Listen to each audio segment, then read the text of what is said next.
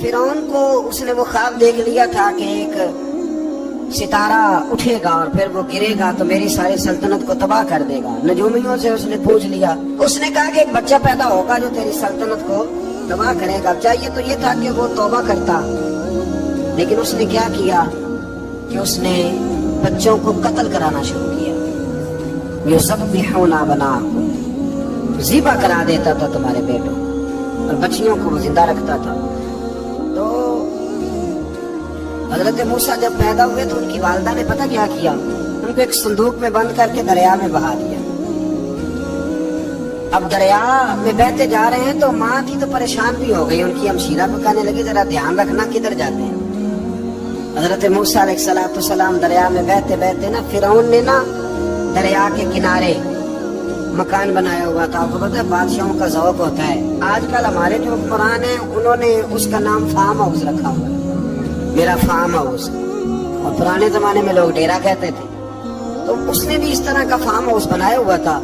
वहां पे हजरत मूसा अलैहिस्सलाम तैरते हुए ताबूत के अंदर संदूक के अंदर जा रहे हैं। फिरौन और उनकी बीवी हजरत आसिया बे औलाद थी, बड़ी तड़प थी बेटे की, वो भी वहां खड़ी थी।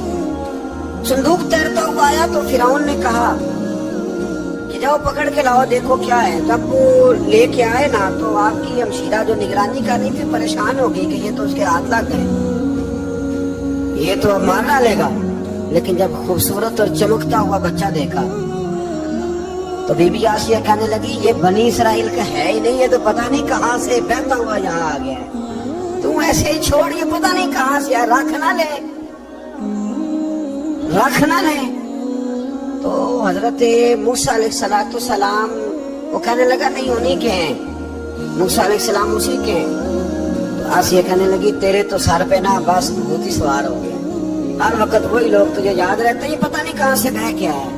अब रख लिया, मान गया फिरौन। आप फिरौन के घर में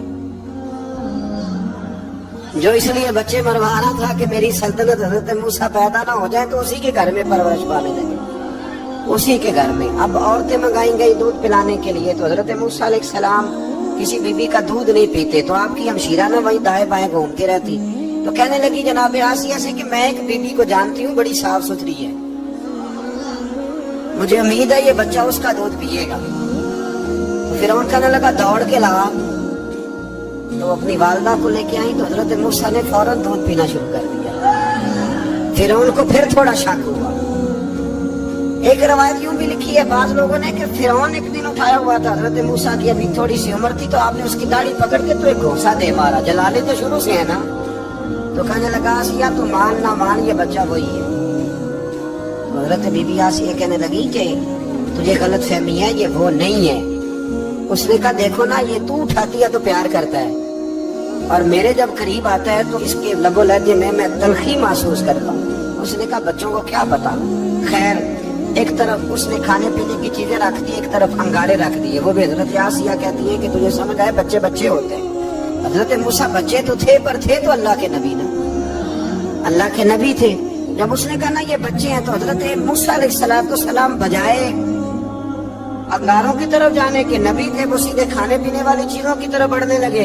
फिर और कहने लगा आप बता। अल्लाह ताला ने हजरत जिब्रील को भेजा, उन्हें कहा इधर नहीं जाना आप उधर जाइए। तो आप आग की तरफ गए और एक कोयला उठा के जुबान पे रख लिया। तो आसिया कहने लगी समझ आई बच्चे को क्या पता किधर जाना है किधर नहीं जाना। अगर वो इतना ही ख्याल होता, वही बच्चा होता तो आग। और बाद मुफस्सिरीन ने लिखा है ये जो हजरत मूसा दुआ मांगते थे ना रब्बी शरह ली सदरी व यस्सिर ली अमरी, ये वो आग का अंगारा जब कोयला मुंह में रखा था ना तो उसकी वजह से जुबान में कुछ लुकनत आ गई। तो आप दुआ करते थे कि या अल्लाह मेरी जुबान की वो बंद गिरा खोल दे ताकि मैं खुल के फिरौन के सामने बात कर सकूं। वही हजरत मूसा पलने लगे, वही पले, वही जवान हुए, वही अल्लाह ने सारी दौलतें दी, बहन भी मिली, माँ भी मिली और सारे अजीजों का प्यार भी मिला। उसी घर के अंदर अल्लाह ने परवरिश करके फिरौन के जुल्म से बनी इसराइल को निजात अता फरमाई। मूसा फिर फिरौन के घर में पलने लगे और जब जवान हो गए तो फिरौन के यहाँ जो जुल्म होता था हजरत मूसा उस पर बोल पड़ते थे, जलाल फरमाते। तो फिरौन फिर नाराज रहने लगा, यहाँ तक कि उसने आपको निकाल दिया आप तशरीफ ले गए वहां से। तो हजरत मूसा एक दिन शाम के वक्त दोबारा आए बस्ती में, लोग सोए हुए थे। तो दो आदमी, एक बनी इसराइल में से और एक फिरौन की अपनी कौम में से, वो दोनों आपस में झगड़ रहे थे। लेकिन वो जो हजरत मूसा की बनी इसराइल की कौम का शख्स था, उस पर वो कब्ती, वो जो फिरौन के करीबी लोगों में से था, वो जुल्म कर रहा था और बोझ उठाने की बात कर रहा था। अब उसने हजरत मूसा को पुकारा कि देखे मेरे साथ किस तरह की बात कर रहा है। तो हजरत मूसा का इरादा भी नहीं था, आपने बस उसको समझाया। पर कुछ लोगों को समझ, तो हजरत मूसा ने फिर एक मुक्का मारा, एक घोंसा मारा, सिर्फ एक ही। ये कई तगड़े और दलेर इस तरह के भी होते हैं कि घोंसा एक भी बर्दाश्त नहीं करते। वो एक मारा, आदमी धड़ाम से जमीन पे गिरा, मारी गया। हजरत मूसा का इरादा नहीं था, लेकिन वो मर गया। हजरत मूसा अलैहिस्सलाम ने इस बात पर अपने रब से इस्तगफार भी फरमाई। कुरान कहता है कि उन्होंने माफी चाहिए, अल्लाह मेरा इरादा नहीं था। बहरहाल अगले दिन हजरत मूसा दोबारा आए। वो सुना करते थे ना हम कि बेवकूफ दोस्त से अक्लमंद दुश्मन बेहतर होता है। वो कम से कम दुश्मनी तो अक्लमंदी से करता है ना, लेकिन जो बेवकूफ दोस्त हो, बेवकूफ। हजरत मूसा दोबारा आए तो वो बनी इसराइली अगले दिन किसी और से झगड़ा कर रहा था। फिर उसने मदद के लिए पुकारा तो हजरत मूसा कहने लगे मुझे लगता ये है कि तेरी आदत है, खुद बड़ा झगड़ालू है, तूने रोज नया झगड़ा शुरू किया होता है। हजरत मूसा जब उसकी तरफ बढ़े ना डांटने के लिए, तो उसने शोर करना शुरू कर दिया। कहने लगता जिस तरह आपने उसे कल कत्ल किया था, मुझे भी कत्ल ही करेंगे।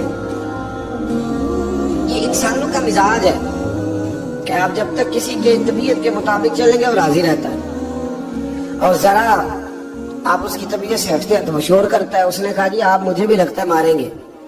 हजरत मूसा कलीमुल्लाह अला नबीना अलैहिस्सलातु सलाम के बारे में जब उसने शोर किया तो बात फिर फिरौन के दरबार तक गई। वो तो पहले ही बहाना तलाश कर रहा था। उसने कहा ढूंढो, पकड़ो और माज़अल्लाह शहीद करेंगे। किसी ने आके खबर दी कि आप जहाँ से हिजरत कर जाएं, इसलिए कि आपके लिए यहाँ हालात दुरुस्त।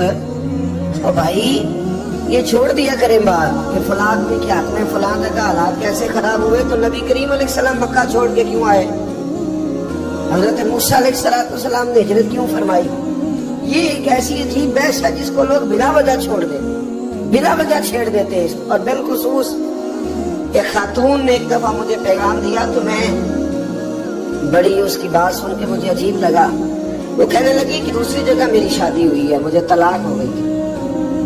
तो मुझे एक ताना रोज सुनने को मिलता है, तो इतनी अच्छी होती तो वहां ना रह लेती।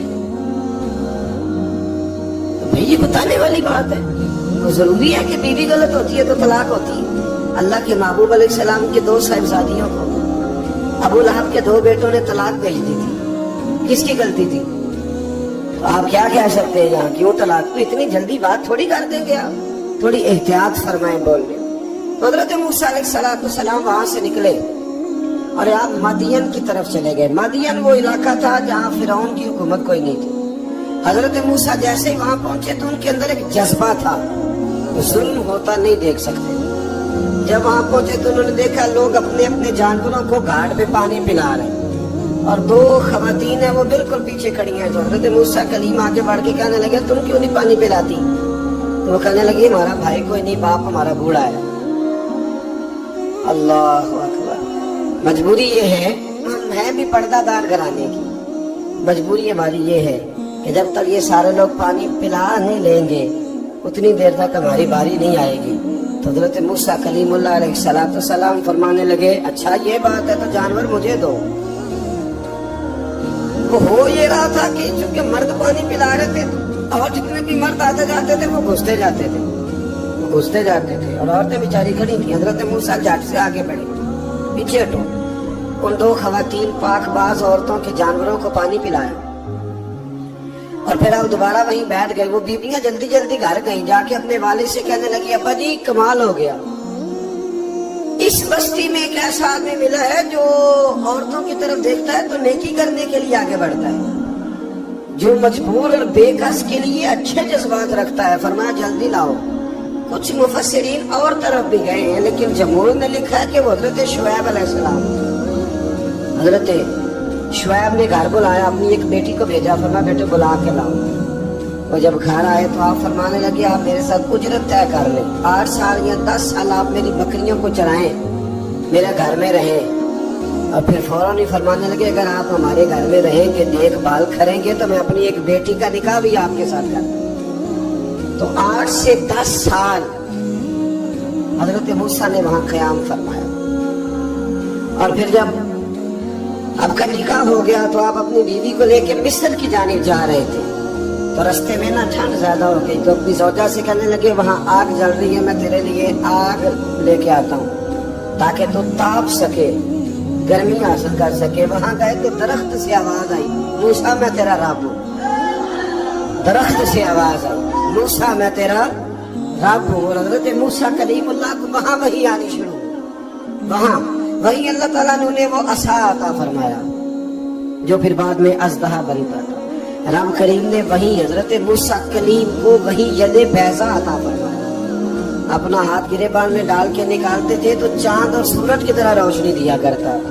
यदे बैज़ा लिए बैठे हैं अपनी। मैं कभी कभी कहा करता हूँ कि मौला के देने के अंदाज बड़े अनोखे। भाई यूसुफ को कुएं में फेंकते तो अल्लाह मिस्र का हुक्मरान बना देता। तो फिर हजरत मूसा वहां से वापिस आए और आकर के आपने दोबारा वो सारा निज़ाम जिंदगी शुरू फरमाया। मूसा अलैहिस्सलाम ने उनको दावत हक दी और कहा कि मैं तुम्हारे पास वाज़े निशानियां लाया हूँ, बनी इसराइल को मेरे साथ भेज दो। फिरौन ने मोजज़ात पेश करने के लिए कहा तो हजरत मूसा अलैहिस्सलाम ने अपना आसा जमीन पे डाला, अपना आसा, अपनी छड़ी, अपना डंडा जमीन पे डाला तो एक वाज़े अज़दहा बन गया। फिर हजरत सय्यदना मूसा अलैहिस्सलाम ने अपना हाथ गिरेबान से निकाला तो वो देखने वालों के लिए रोशन हो गया, हाथ के अंदर नूर पैदा हो गया। यदे बैज़ा लिए बैठे हैं अपनी आस्तीनों में। फिरौन के सरदारों ने हक को कबूल करने की बजाय इसे जादू करार दे दिया और कहा कि ये तुम्हें अपने मुल्क से निकालना चाहता है। उन्होंने कहा इस मामले को जरा ढील दो और जादूगरों को जमा करो। जादूगर आए, उन्होंने फिरौन से कहा कि हम हजरत मूसा के मुकाबले में जादू तो दिखाएंगे माज़अल्लाह, लेकिन अगर हम गालिब आ गए तो फिर हमारा इनाम क्या होगा? सौदा पहले तय करना है, क्या इनाम मिलेगा? उसने कहा कि अगर तुम गालिब आ गए तो मैं तुम्हें अपना करीबी बना लूंगा। बादशाहों का करीबी होना भी तो बड़ी बात है ना, लोग बड़े पापड़ बेलते हैं करीबी होने के लिए। और ये जो करीबी होते हैं ना, बिलखुसूस जो बादशाहों के करीबी होते हैं, बादशाहों की तबाही का सबब भी यही लोग ही बनते हैं। ये उनको रोज खबर देते हैं कि सब अच्छा है, सब अच्छा है। और दुनिया के ज्यादातर हुक्मरान इन्हीं लोगों की वजह से तबाह होते हैं, क्योंकि उनका खुद अवाम से राब्ता नहीं रहता। अगर वो खुद अवाम के साथ डायरेक्ट राब्ता करें तो शायद उन्हें अच्छी और साफ सुथरी चीजें समझने को मिल जाए। खैर, जादूगरों ने जब कहा हमें क्या लोगे, तो उसने कहा तुम्हें करीबी बना लूंगा। जादूगरों ने मूसा अलैहिस्सलाम से कहा कि आप पहल करेंगे या हम पहल करें? तो मूसा अलैहिस्सलाम ने कहा तुम पहल करो।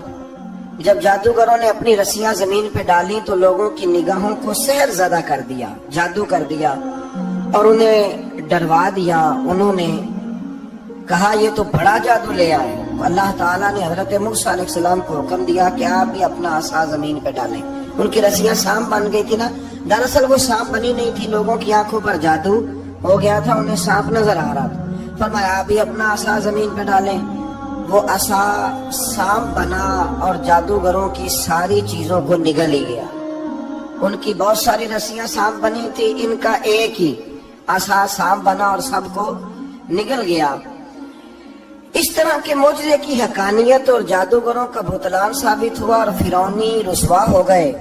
जादूगर सजदे में गिर गए और अल्लाह पर ईमान ले आए। फिरौन ने उन्हें धमकी दी कि तुम मेरी इजाजत के बगैर ईमान ले आए हो, मैं तुम्हारे हाथ और पांव मुखालिफ सिमत से काट दूंगा, यानी उल्टा हाथ काट दूंगा, सीधा पैर काट दूंगा। मेरी बगैर इजाजत ईमान ले आए हो और तुम्हें सूली पे भी चढ़वा दूंगा।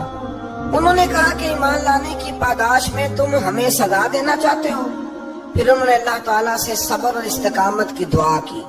اس کے بعد فرعون نے بنی اسرائیل کے بیٹوں کو قتل کرنے کی اور بیٹیوں کو زندہ چھوڑنے کا حکم دے دیا۔ موسیٰ علیہ السلام نے قوم کو صبر کی تلقین کی اور کہا کہ نیک انجام اہل تقوی کے لیے۔ یہاں ایک لطیف بات ہمارے صوفیاء نے بھی لکھی ہے۔ صوفیاء کہتے ہیں کہ فرعون نے کلمہ نہیں پڑھا اور جادوگر کلمہ پڑھ گئے۔ وہ کس طرح کلمہ پڑھ گئے؟ تو کہنے لگے دراصل انہوں نے آتے ہی حضرت موسیٰ کا ادب بڑا کیا تھا۔ جادوگر حضرت موسیٰ کے مقابلے میں آ کے بھی ان سے کہتے ہیں کہ رسیاں آپ پہلے ڈالیں گے کہ ہم ڈالیں؟ آپس آپ پہلے رکھیں گے کہ ہم رکھیں؟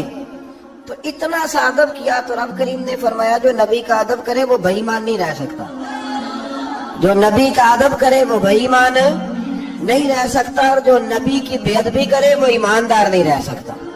ختم ہو گئی بات۔ یہاں ہمارے صوفیاء نے یہ بات لکھی ہے کہ چونکہ انہوں نے آتے ہی کہا تھا کہ آپ پہلے ڈالیں گے یا ہم پہلے ڈالیں، تو حضرت موسیٰ سے انہوں نے پوچھ لیا، نبی کے پوچھے بغیر پہل نہیں کی، تو اللہ نے انہیں ایمان کی دولت عطا کر اللہ تعالیٰ نے فرعونیوں پر 61 سالی کا عذاب نازل کیا۔ فرعونیوں کا طریقہ یہ تھا کہ اچھائی کو اپنا کمال گردانتے تھے، کہتے تھے یہ ہماری طرف سے، اور برائی کو معاذ اللہ بدشگونی کے طور پر موسیٰ علیہ السلام کی طرف منسوب کرتے تھے، کہتے تھے معاذ اللہ آپ کی وجہ سے یہ سارا کچھ ہو رہا ہے۔ ہوتے نا نہیں کہتے جب سے میں وہاں گیا ہوں تب سے ہمارے بزرگ ایک لطیفہ بھی سنایا کرتے تھے کہ کسی زمیندار نے نماز پڑھنی شروع کی تھی تو اس کے جانور مرنے شروع ہو گئے۔ اب لوگ سمجھتے ہیں کہ معاذ اللہ شاید یہ کسی بزرگ کے سبب سے ایسا ہے، حالانکہ یہ تو اللہ کی طرف سے آزمائش ہوتی ہے، اس کی حکمتیں ہوتی ہیں۔ اللہ تبارک و تعالیٰ نے ان پر عذاب کیا نازل کیا؟ آیت نمبر 130 اور 143 کا بھی آپ سورہ اعراف کی پڑھیں تو اللہ تعالیٰ نے ان پر ٹڈیوں کا، جموں کا، مینڈکوں کا اور خون کا عذاب نازل کیا۔ یہ کس قسم کا عذاب ہے؟ جمعے پڑ گئے، ٹڈیاں آ گئیں، یہ اللہ نے عذاب نازل کیا۔ جب وہ عذاب میں مبتلا ہوئے تو موسیٰ علیہ السلام سے کہا کہ آپ اللہ سے دعا کریں کہ ہم سے یہ عذاب ٹل جائے، اگر ایسا ہوا تو ہم ایمان لے آئیں گے، بنی اسرائیل کو بھی آزاد کر دیں گے۔ لیکن موسیٰ علیہ السلام کی دعا کے نتیجے میں جب عذاب ٹل جانے کے بعد فرعونی پھر اپنے وعدے سے پھر گئے۔ بنو قریظہ والوں نے بھی کئی دفعہ حضور سے وعدے کیے پر اپنے وعدوں پر قائم۔ ایک بات آپ سے یہاں روک کے عرض کر دوں، ہم بھی کئی دفعہ کہتے ہیں ذرا بریک کبھی گاڑی کی نہیں نہ لگتی تو ہم ارادہ کرتے ہیں کہ آج سے ہی نماز شروع کر دینی، ذرا طبیعت زیادہ لیل ہوتی ہے تو ارادہ کرتے ہیں نا کہ بھائی آج کے بعد ہم نے نیک، پھر کیا ہوتا ہے شفا ہو گئی تو چھٹی ہو گئی۔ یہ طریقہ درست نہیں، یہ تو کفار کا طریقہ بیان کیا نا قرآن پاک نے۔ جہاں فرمایا جب اللہ تبارک و تعالیٰ نے انہیں نجات دے دی تو اپنے وعدے سے مکر گئے، تو پھر اللہ تبارک و تعالیٰ نے بنی اسرائیل کو سمندر پار کر کے ایسی قوم کے پاس پہنچا دیا جو بتوں کی پرستش کرتی تھی، وہ تو بچ گئے لیکن فرعونی سارے دریا کے اندر غرق ہو گئے۔ حضرت موسیٰ علیہ السلام سے کہنے لگے کہ ہمارے لیے بھی ایک خدا بنا دیجیے۔ حضرت موسیٰ علیہ السلام نے فرمایا بت پرستی کرنے والے جاہل ہیں۔ یہ بت پرست قوم کے پاس جب گئے نا بنی اسرائیل والے، بت پوجتے ہوئے دیکھا تو کہنے لگے ہمارے لیے بھی سامنے بنا کے رکھ دو۔ فرمایا یہ تو جاہل ہے، تم انہیں دیکھ کے اثر قبول کر رہے ہو اور اپنی جاہلیت کے باعث یہ ہلاک ہونے والے بھی ہیں۔ پھر اللہ تعالیٰ نے بنی اسرائیل پر اپنی نعمتوں کا ذکر فرمایا، اور موسیٰ علیہ السلام نے اپنی قوم میں ہارون علیہ السلام کو اپنا جانشین فرمایا اور کوہ طور پر تشریف لے گئے۔ اللہ نے فرمایا وہاں آ جائے، میں آپ کو تورات عطا کرتا ہوں۔ 40 دن کا یہ عرصہ تھا۔ موسیٰ علیہ السلام نے وہاں پہ جا کے، وہ سارا واقعہ بھی انہی آیات میں ہے کہ حضرت موسیٰ نے عرض کیا تھا کہ رب ارنی، یا اللہ میں تجھے دیکھنا چاہتا ہوں، تو فرمایا لن ترانی، تو نہیں دیکھ سکتا۔ وہ بھی یہاں اللہ نے ذکر فرمایا۔ پھر اللہ تعالیٰ نے اپنی ایک تجلی جب کوہ طور پہ ڈالی تو حضرت موسیٰ علیہ السلام تاب نہ لا سکے اور بے ہوش ہو گئے اور پہاڑ بھی ریزہ ریزہ ہو گیا۔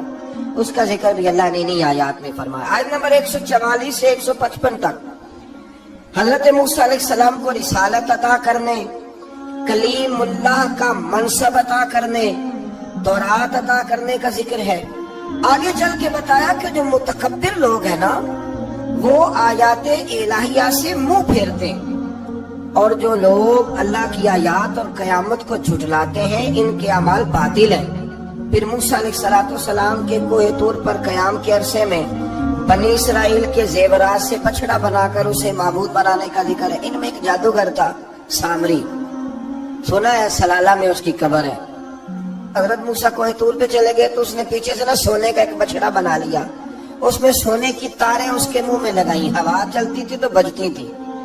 اتنے کمزور عقیدے کی یہ قوم تھی کہ انہوں نے فٹافٹ ماننا شروع کر لیا، فٹافٹ ماننا، کہنے لگے یہ ٹھیک ہے۔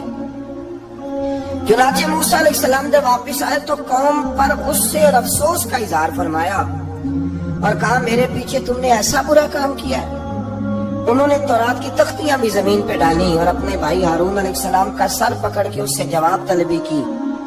انہوں نے کہا اے میرے ماں جائے، بڑے خوبصورت لفظ ہے قرآن پاک، اے میرے ماں جائے، اے میرے بھائی، قوم نے مجھے بے بس کر دیا اور قریب تھا کہ یہ مجھے قتل بھی کر دیتے۔ اب آپ مجھ پر سختی کر کے دشمنوں کو ہنسنے کا موقع نہ دیں، کبھی بھی دشمنوں کو اپنے اوپر ہنسنے کا موقع نہ دینا چاہیے۔ پھر آیت نمبر 151 میں موسیٰ علیہ السلام کی دعا اور کلمات استغفار کا ذکر ہے۔ آگے چل کے بتایا کہ غصہ ٹھنڈا ہونے پر موسیٰ علیہ السلام نے تورات کی تختیوں کو اٹھایا جن کی تحریر میں اللہ سے ڈرنے والوں کے لیے ہدایت اور رحمت کی بشارت تھی۔ آیت نمبر 156 سے لے کر 158 تک میں موسیٰ علیہ السلام کی دعا کا ذکر ہے، جس میں انہوں نے اپنی قوم کے لیے اللہ تعالیٰ سے دنیا اور آخرت کی بھلائی مانگی۔ اللہ تعالیٰ نے فرمایا یہ کامل نعمت میں ان لوگوں کو عطا کروں گا جو ایمان کے ساتھ تقوی بھی اختیار کریں گے، یہ انہیں ملے گی نعمت، اور پھر وہ زکوٰۃ دیں گے اور اس عظیم رسول یعنی نبی کریم صلی اللہ تعالی علیہ وآلہ وسلم کی وہ پیروی کریں گے۔